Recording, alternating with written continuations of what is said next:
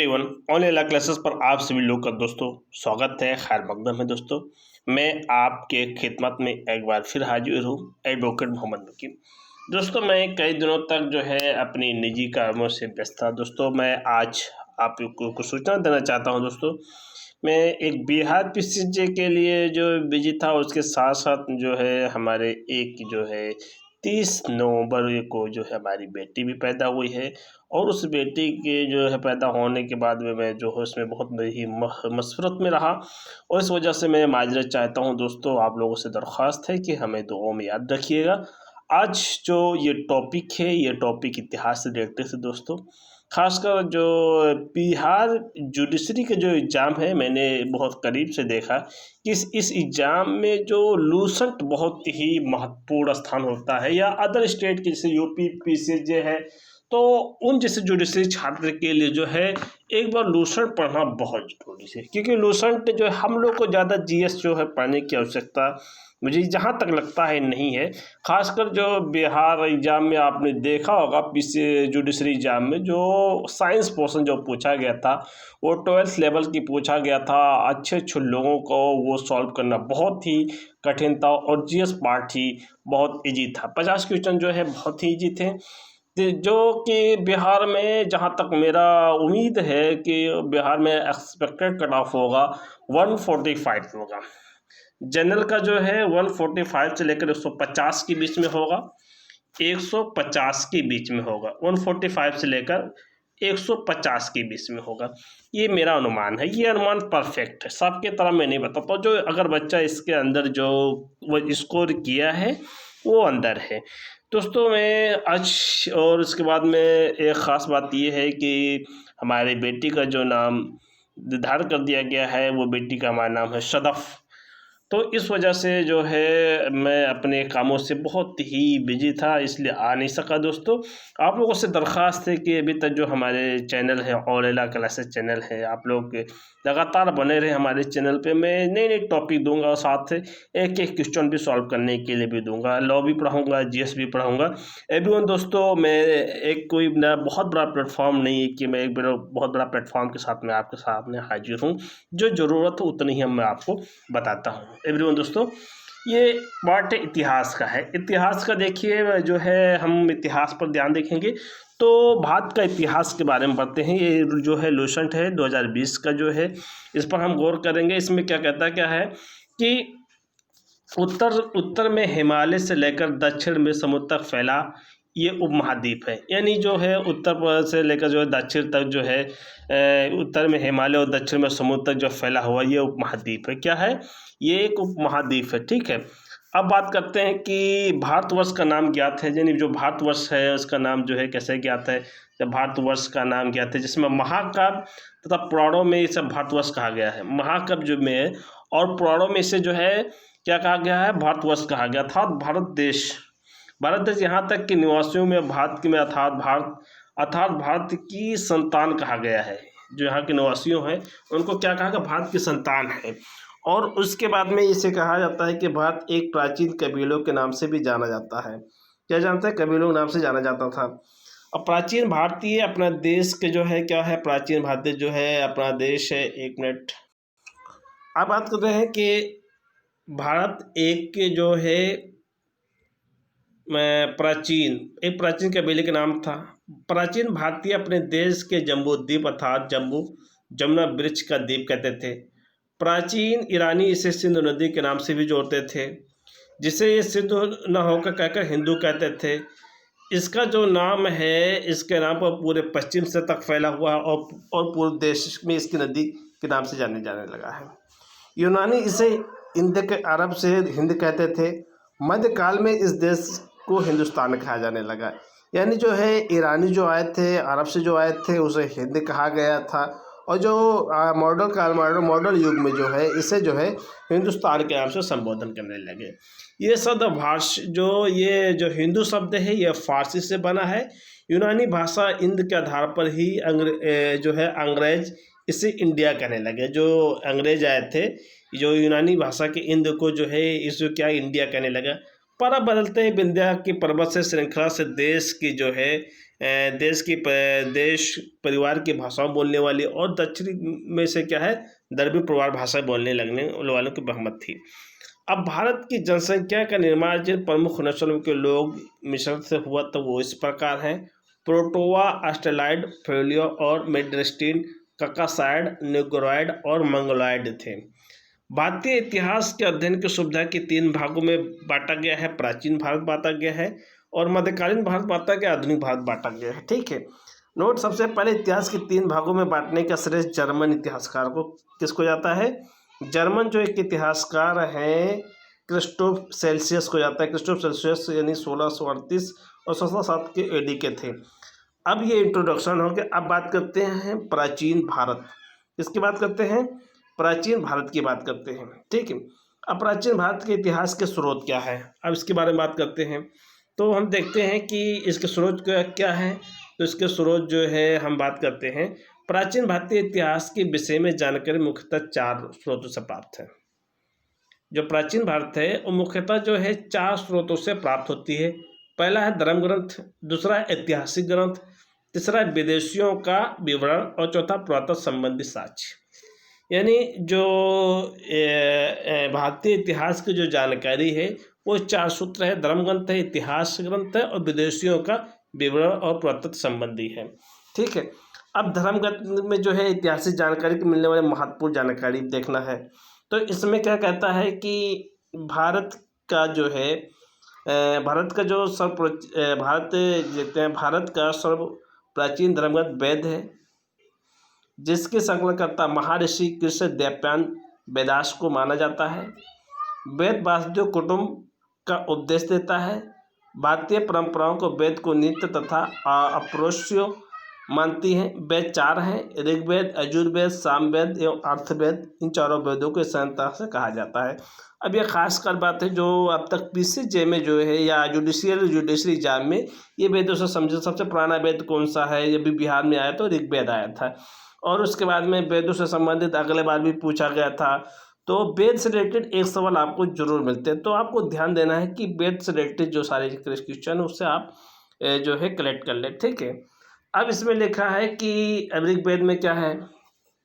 तो ऋग्वेद में जो है ऋचाओं के क्रमबद्ध ज्ञान को संग्रह के ऋग्वेद कहा जाता है। जो ऋचाओं के क्रमबद्ध ज्ञान के जो कलेक्ट हुए हैं संग्रह को क्या है? ऋग्वेद कहा जाता है।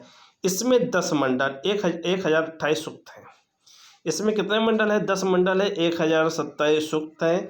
वाल्खिल्य पाठ 11 सूक्तों में सहित एवं 1462 ऋचाएँ हैं। 1462 जो है ऋचाएँ हैं।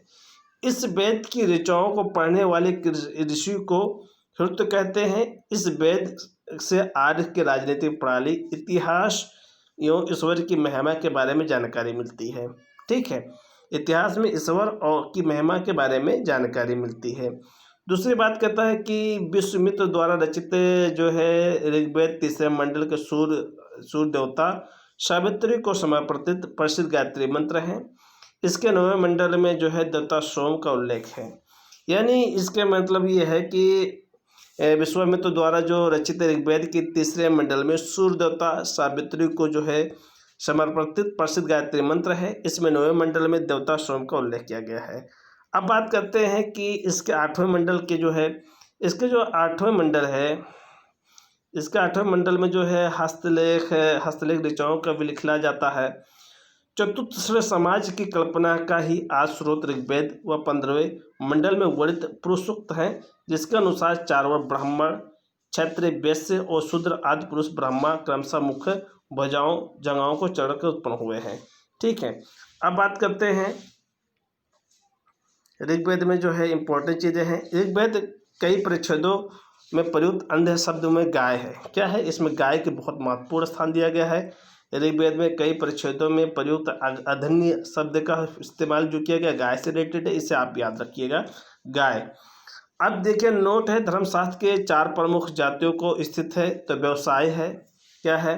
व्यवसाय आपके व्यवसाय, दायित्व, कर्तव्य तथा विशेषाधिकार को स्पष्ट विभेद करता है। यानी जो व्यवसाय हो, दायित्व हो, कर्तव्य हो, या विशेष अधिकारों का स्पष्ट जो है विभेद करता है।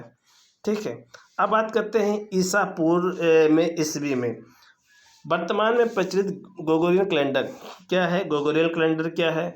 ग्रेगोरियन कैलेंडर ये देखते हैं, ये जूलियन कैलेंडर ईसाई धर्मगुरु ईसा मसीह के जन्म पूर्व कल्पित पर आधारित है।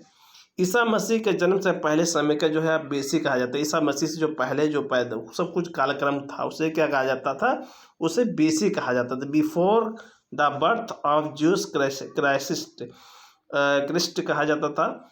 ईसा पूर्व से जो वर्षों से की गई गिनती उल्टी दिशा में होती थी। जो पहले की गई थी उसकी जो गिनती थी उल्टी दिशा में होती थी।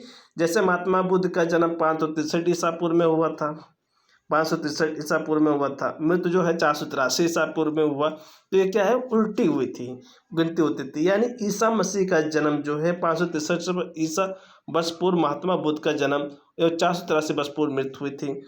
ईसा मसीह का इस जन्म तिथि के प्रारंभ होने से सन ईसवी सन कहलाता है। जो ईसा मसीह जब दुनिया में आए तो उनका डर्थ हुआ तो उसी से ईसवी सन कहलाया जाता है। इसके लिए संचय में ईसवी लिखा जाता है और ईसवी के लैटिन भाषा का शब्द का जो है एडी भी को भी लिखा जाता है। यानी एडी यानी एनो डोमिनियन, यानी जिनका शाब्दिक अर्थ होता है in the year of the Lord Jesus Christ. ठीक है, अब बात करते हैं वामंत्रण के 3 पग आख्यान का प्राचीनतम स्वरूप ऋग्वेद के इंद्र के लिए 250, अग्नि के लिए 200 ऋचाओं की रचना की गई है। ठीक है, अब बात करते हैं प्राचीन इतिहास के संग्रह के रूप में वैदिक साहित्य ऋग्वेद के बाद शतपथ का स्थान हुआ था। अब बात करते हैं यजुर्वेद।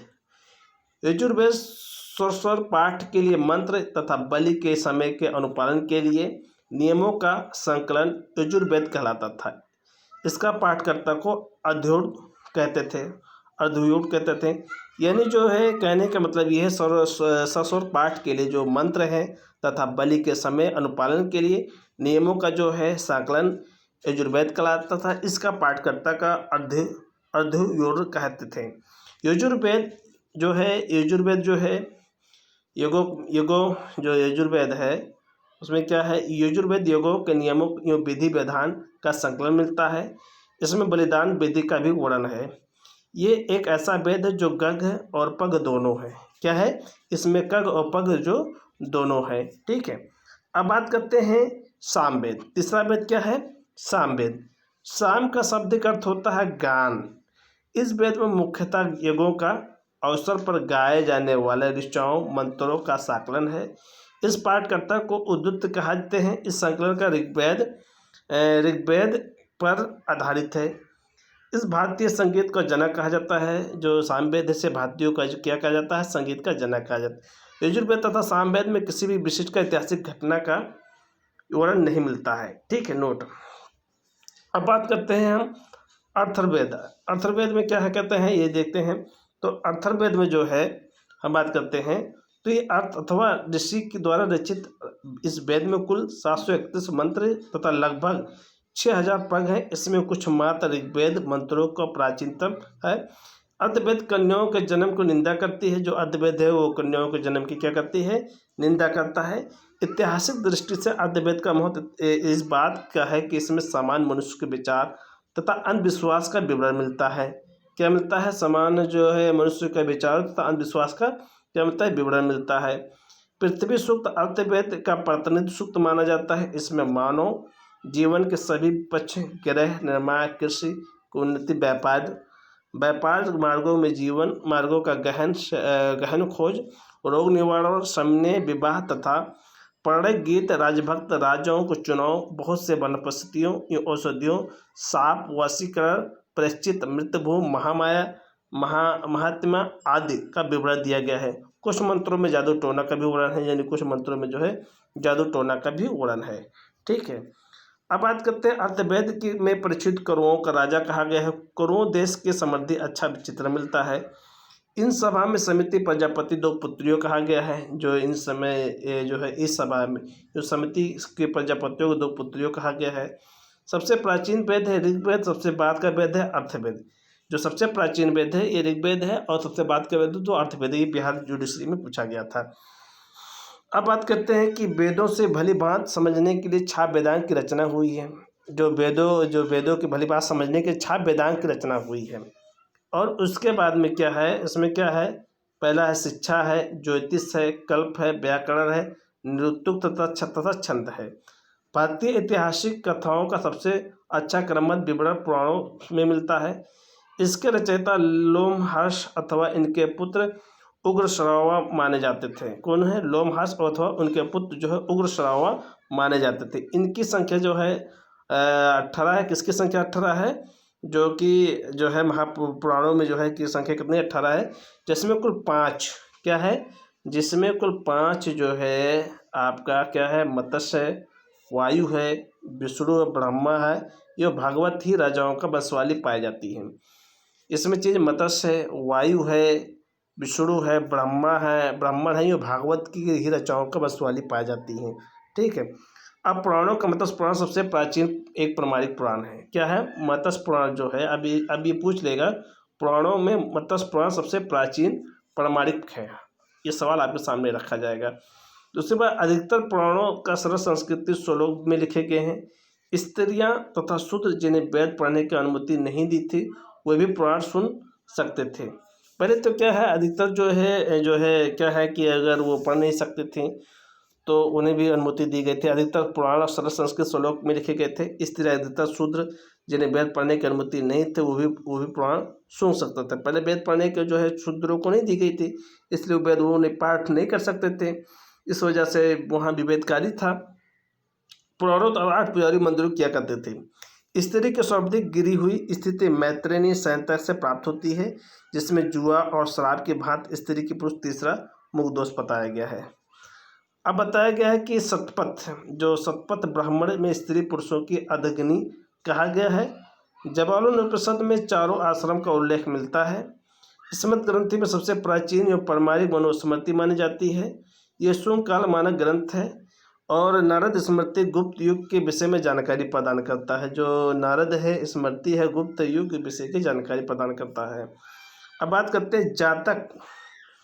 जो जातक में बुद्ध के पूर्वजन्म की कहानी वर्णित है। हीनहान का प्रमुख ग्रंथ है, कथावस्त है, जिसमें महात्मा बुद्ध के जीवन चरित्र अनेक कथनात्मक साथ वर्णित है।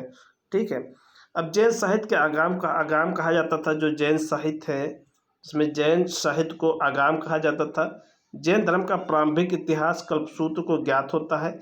जैन ग्रंथ भागवती सूत्र महावीर के जीवन के तथा अन्य समकालिक साथ उनके संबंधों का विवरण भी मिलता है। ठीक है। अब बात करते हैं अर्थशास्त्र। अर्थशास्त्र के लेखक जो है चाणक्य, कौटिल्य या विष्णुगुप्त है। ये 15 अधिकरणों 180 प्रकरण में विभाजित है। इसमें मौर्यकालीन इतिहास की जानकारी प्राप्त होता है। अनुवाद है शाम शास्त्री। अब बात करते हैं संस्कृत साहित्य का एक ऐतिहासिक घटनाओं को क्रमबद्ध लिखने का सर्वप्रथम प्रयास किसने किया था? कल्हड़ ने किया था। कल्हड़ के द्वारा किया गया था। कल्हड़ द्वारा रचित पुस्तक रजत रंगड़ी ये बहुत महत्वपूर्ण है। रजत रंगड़ी 8 तरंग जिसका संबंध है कश्मीर के इतिहास से है। कल्हड़ कहाँ के किस इतिहास से रिलेटेड है? वो कश्मीर के इतिहास से रिलेटेड है, इसे याद रखना। अरबों को सिंध से विजय वृत्तांत यानी चाचनामा लेखक अली अहमद में सुरक्षित रखे गए थे। ठीक है। अब हम बात करते हैं अष्टधाई। ये भी बहुत महत्वपूर्ण है। अष्टधाई जो है अष्टधाई ये संस्कृत भाषा व्याकरण के प्रथम पुस्तक के लेखक पढ़नी ने इस मौर्य के पहले इतिहास तथा मौर्ययुगीन राजनीतिक अवस्था की जानकारी प्राप्त होती है। कात्यायन के गर्गी संहिता के ज्योतिष ग्रंथ फिर भी इसमें जो है भारत में पर होने वाले यवन आक्रमण का उल्लेख मिलता है। पतंजलि पशुमित्र शुंग के पुरोहित थे। इनका महाकाव्य से शुंग को इतिहास का पता चला। जो पतंजलि है ये पशुमित्र शुंग के पुरोहित थे और इनका महाभारत शुंग से इतिहास का पता चलता है। अब बात करते हैं विदेशी यात्रियों को मिलने वाली प्रमुख जानकारी। इसको जो है कल बताऊंगा दोस्तों। आज मैं यही बात अपनी ख़त्म करता हूं दोस्तों। मैं इजाज़त चाहता हूं। अल्लाह हाफिज़।